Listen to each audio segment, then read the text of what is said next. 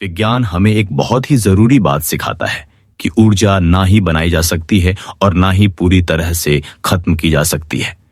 ये बस एक रूप से दूसरे रूप में बदलती है। यही बात तुम्हें इस पूरे वीडियो के दौरान ध्यान में रखनी है, क्योंकि सारा खेल इसी पॉइंट का है। हो सकता है तुम सोचो कि अरे भाई, ये तो पहले से पता है, लेकिन सिर्फ किसी बात को जानना और उसे अपने जीवन में उतारना, इन दोनों में जमीन आसमान का फर्क होता है। अगर तुम्हारा मकसद बस नई चीजें जानना है तो ठीक है, जानो। लेकिन अगर तुम वाकई में अपनी सोच और अपनी लाइफ को बदलना चाहते हो तो अब तैयार हो जाओ उन 7 स्टेप्स के लिए जो तुम्हें जिंदगी को रीसेट करने में मदद करेंगे। सबसे पहला स्टेप है नो फैप, मतलब कम से कम 7 दिनों तक खुद पर कंट्रोल रखना। जब भी हम अपना वीर्य व्यर्थ करते हैं, कुछ दिनों के लिए हमारा जोश, हमारी फीलिंग्स सब ठंडी पड़ जाती है। मन में कुछ करने की इच्छा नहीं होती, एनर्जी डाउन लगती है। इसकी वजह है हमारे शरीर के एनर्जी सेंटर, खासकर मूलाधार चक्र। यही चक्र हमारी क्रिएटिव एनर्जी को कंट्रोल करता है। जब हम बार बार मास्टरबेशन करते हैं तो ये चक्र कमजोर पड़ जाता है और उसका असर सीधा हमारे आत्मविश्वास, क्रिएटिविटी और माइंडसेट पर पड़ता है।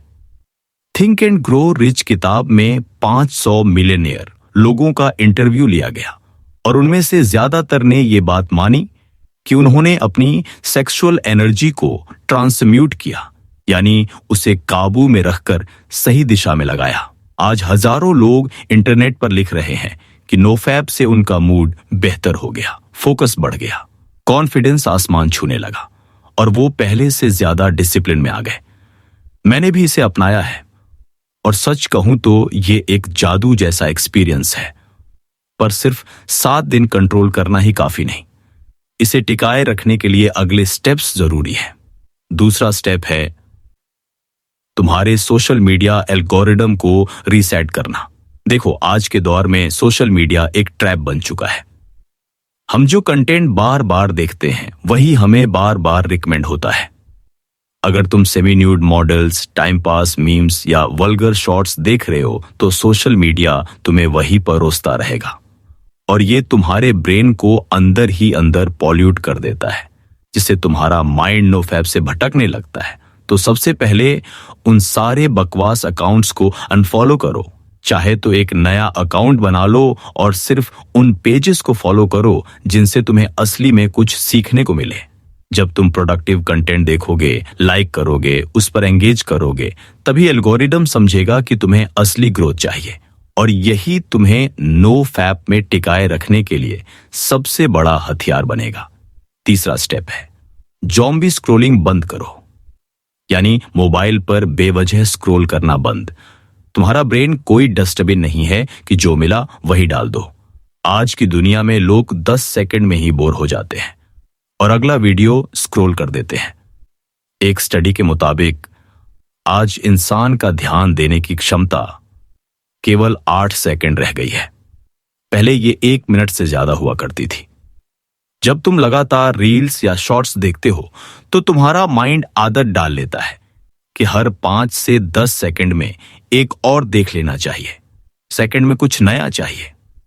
अब जब तुम पढ़ाई या कोई गहरा काम करने बैठते हो तो ध्यान नहीं लगता, क्योंकि तुम्हारा ब्रेन शॉर्ट टर्म थ्रिल का आदी हो चुका है।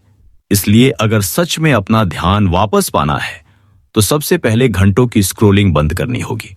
चौथा स्टेप है माइंड मास्टरी, यानी अपने विचारों को कंट्रोल करना। हम दिन भर या तो पास्ट की टेंशन में रहते हैं या फ्यूचर की चिंता में, और उस बीच जो असली पावर है, प्रेजेंट, उसे खो देते हैं। वैज्ञानिक कहते हैं कि इंसान एक दिन में करीब 60,000 से ज्यादा विचार करता है और ज्यादातर ये विचार रिपीट होते हैं, मतलब बेवजह। ये सोच हमें काम करने से नहीं रोकती, पर उससे भी बुरा, ये हमारी एनर्जी धीरे धीरे खा जाती है। इसका समाधान है 2 चीजें। पहली, इस सच्चाई को स्वीकार करो कि ना तुम पास्ट को बदल सकते हो और ना फ्यूचर को कंट्रोल कर सकते हो। तुम्हारा असली जरिया सिर्फ अब है। दूसरी, जब भी ओवर थिंकिंग होने लगे उसे सोच में मत रहने दो, उसे एक्शन से बदल दो। कुछ लिखो, कुछ बनाओ या जो सोचा है वो कर डालो। तभी माइंड तुम्हारे कंट्रोल में आएगा। 5वां स्टेप है खुद को वक्त देना। दिन भर में तुम किसे टाइम देते हो? दोस्तों को, सोशल मीडिया को, रैंडम कॉल्स को, पर खुद को टाइम कब देते हो? अगर दिन भर का पूरा समय तुम बाहर खर्च कर दोगे तो खुद के लिए बचेगा क्या?